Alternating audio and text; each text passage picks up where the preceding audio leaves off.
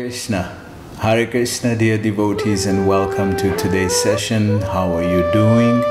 I pray that all is well with you and your families at this time.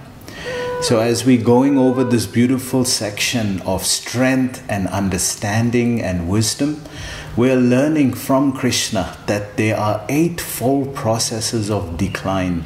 Just like there's eightfold processes of ascending, which is called the Astanga Yoga process given by Patanjali.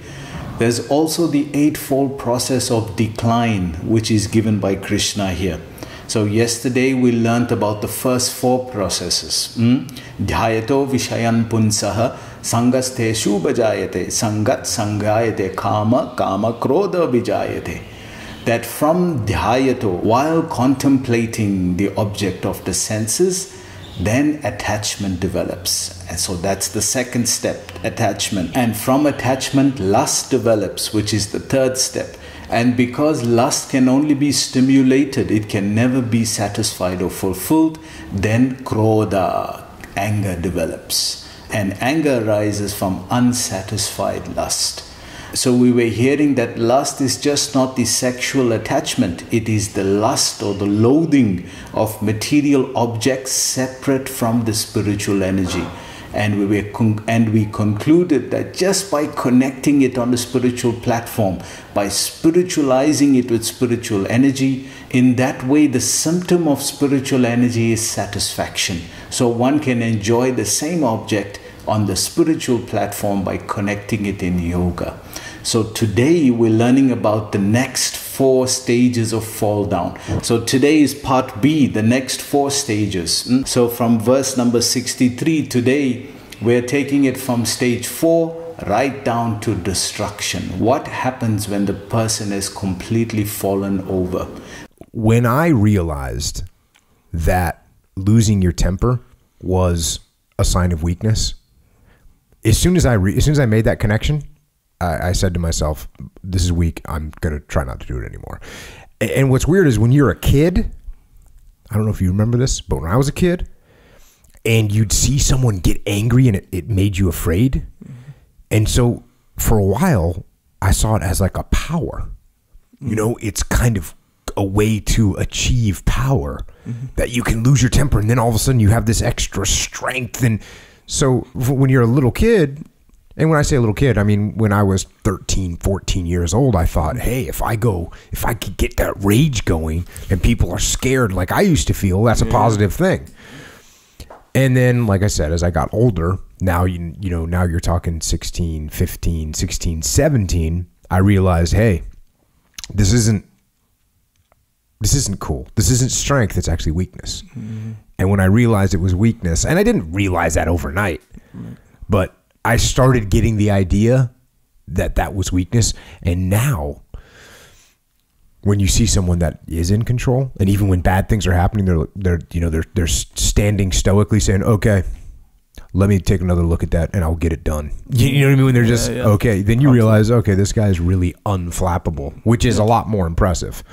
So again, you got to be able to detach from this. And I like to take pride in the fact that I'm going to keep my cool no matter what happens. And definitely once you're in the SEAL teams, you definitely want to be that guy that's keeping your cool no matter what's happening. Whether it's people are doing the wrong thing or you just want to be the guy that's, hey, okay, come back over here. We need to redo this. You just want to be that guy. That's way more impressive than the guy that says, I can't believe this. Don't be that person. So, and I've talked about this before. What are the pre-event indicators that show you or reveal to you that your temper is about to be lost? And as soon as you feel that, you detach. You go, oh, that's what that is. That's an indicator. And it's a weakness. And I don't like weakness. So I'm not going to allow it. So this is what is being described today. And let's assess from the words of Krishna what happens here. So we go on, Bhagavad Gita, chapter 2, verse number 63. Krodat bhavati sammoha sammohat smiti vibhrama smiti brahmasyat buddhinaso buddhinasyat pranasyati. Translation: From anger, complete delusion arises. Wow. And this is, wow, it's such a sad state when somebody is in that zone, because you can understand immediately by the assessment of Bhagavad Gita that these two stages, anger and the subsidiary stage, delusion, these are the stages where we find most of ourselves. Most of the time we catch ourselves at this level, if we can. It is very difficult, but it's a process of wisdom. It's a process of life that needs to be understood. That's why Krishna is teaching it here as a process of life. So as he's assessing it, he's describing Krodha Bhavati Sammoha. So we were hearing from the first level, Dhyato Vishayan Punsa Sangaste Subhajayate, Sangat Sanjayate Kama, Kama Krodha Bijayate, Krodha Bhavati Sammoha, Sammoha Smiti Vibramaha, Smiti Brahmasyat Buddhina, so Buddhinasyat Pranasyati. So from Dhyato, from while contemplating the objects of the senses, then attachment develops. And from attachment, then Kama, lust develops. And from lust, then it degrades to anger. In today's world of overstimulation, seemingly unlimited distractions and short attention spans, it's no wonder there are so many people who don't succeed. It's no wonder so many people never achieve anything significant. It's no wonder so many people never reach their true potential. If you want to achieve anything great, you must shut out all distractions. Successful people are focused people. Successful people could go into a space where they shut out everything, where they lock in on the task in front of them, lock in on their goal, lock in on their dream. If it is important enough to you, you will shut out all distractions. Shut the door, turn your phone off, turn off social media, lock in, focus, and get the job done. A recent study pointed out that the average adult spends around 1 hour and 40 minutes every day on social media. That is nearly 12 hours per week, over 50 hours per month, 616 hours per year. It adds up to 128 days over a period of 5 years. 128 days wasted every 5 years. Imagine if you use that time better.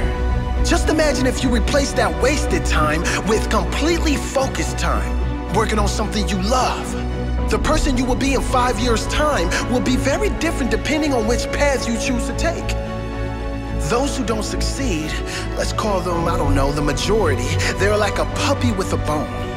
Anytime a bone comes along, social media likes or comments, a text message, a TV show, an opportunity at another night out, any attention or meaningless distraction, they drop everything important to them and chase the bone. And now from anger, Krodha Bhavati Sammoha. From Krodha, we get Moha. From anger, we get delusion, which is a further state. That means this person is not being able to process anything they're saying. Anything they're saying or doing is just done out of pure frustration. It's unalloyed pure frustration, which is the total opposite of satisfaction. So you see the result of connecting with material objects and material things, that how can one check whether one is inclined more in that way or more towards a spiritual energy? The energy of the material objects, which is not connected in yoga, creates frustration. So the more you're frustrated in life, the more you're experiencing frustration, it's because you are disconnected.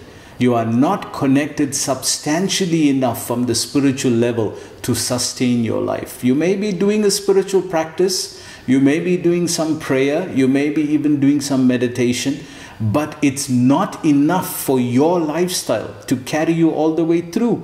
It gives you a certain degree of composure, but it's not enough to carry you all the way.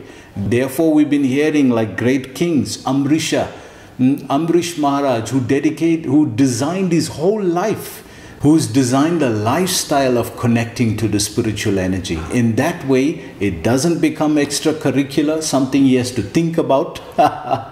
It just becomes what he does. And slowly the mind starts to get attached to that. And once it gets attached to feeling satisfaction, because there's spiritual energy flowing now, because there's spiritual energy flowing, one gets attached, one's mind starts getting attached to the spiritual platform. And that is a very wonderful place to be, because now one is experiencing spiritual energy as fuel. One is not becoming frustrated by anger and delusion. So krodha bhavati samoha, that this moha illusion is coming because of anger. So one is moving further and further down the ladder. This is a very, very powerful assessment, isn't it? So krodha bhavati samoha, from anger, delusion. What is delusion?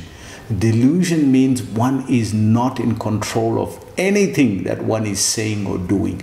The mind is completely switched off. It's gone into a primal state. It's just reacting like an animal. It's just reacting without any sense of discrimination or response. It's just reacting. It's not responding. Response means there's thought, there's cognition. Reacting means it's instinct. It's instinct. One is just responding, saying, doing crazy things. So you know that famous saying that when one is angry, one will give the best speech that you'll ever live to regret. So this is the understanding, because one is deluded. It's a further heightened state of anger, delusion. So what happens after delusion? Let's see. And from delusion, bewilderment of memory. Just see. Once a memory is bewildered, one can't make sense. One is not making sense, because it's by memory that we are acting in this world. Although it's autonomic memory, it's not standard memory. Autonomic memory means we have automated it. We have connected to that memory bank so much that it's become automatic. It's become automated. And once it's autonomic memory, we don't think about it. It's a lifestyle. It's the way we've designed our life. But initially, it started off as a practice until it developed and matured, and now it's become automated memory, where we don't think about it. You know, you get up in the morning, you have to brush your teeth. We hope so. You get up in the morning, you have to do some form of meditation or prayer. You get up in the morning, you have to do some form of exercise. So these things are automated, but it didn't always happen that way. It first started by a practice. So that delusion state doesn't focus on the memory bank of what is the circumstance, who you're dealing with, what is the environment, what is the situation. It doesn't assess anything. It just vents. So it's a very high level of frustration, that the mind is so frustrated, it's not even considering who this person is. It's not even considering where you are, whether you are in a holy place, whether you are in a temple. It's not even considering your home as an ashram anymore, that you have deities there, that you just vent out of frustration. So this is the balance of power. On one side, spiritual energy giving satisfaction and more of that. And on the other side, material energy giving frustration and more of that. So the balance of both. If you ascend, you become satisfied. If you descend, you become frustrated. So this is the decline. So now we are on the 7th rung of decline. Krodha bhavati samoha. So from the anger, delusion arises, and when one is deluded, then memory is lost. And once memory is lost, you're not a human being anymore. You can do anything, you can say anything, you can become anything that you live to regret. This is like pure animal instinct, totally base quality. There is no reflection that I'm a human being, that I have this community, that I'm a devotee of God, that I'm practicing a certain process. All of it is gone. So we are on the 7th rung now. What is the last step? Let's see the last step. When memory is bewildered, intelligence is lost. And when intelligence is lost, one falls down again into the material whirlpool. So up to the point, so once memory is gone, one's intelligence has nothing to work with. Because intelligence convinces you at the level of memory that this is who you are. Remember, this is what you are. Remember. You see, most of motivation helps us at that level, that this is who you are, this is what you can be, this is what can you become, this is where you belong, this is the qualities that you have, this is your potential. All of that can only work on memory. The intelligence can only work if the memory is connected to the intelligence. But once memory is lost, then what can intelligence work on? Nothing. And once the intelligence is gone, smriti brahmasyat buddhinaso. When the buddhi is gone, buddhi is finished, then buddhinasa pranasyati. Then pranasyati. One is finished, one has fallen over. So this is the 8-step process. Dhyato vishayan punsa sangaste subhajayate sangat sanjayate kama kama krodha vijayate krodha bhavati samoha samoha smiti brahmama smiti brahmasyat buddhinaso buddhinasya pranasati. So this is the 8-fold process of decline that one can go through if he doesn't catch his mind in time. So at what level can one catch one's mind where one can reverse it, when one can turn it back the other way? Is there a threshold that one can then reverse it from?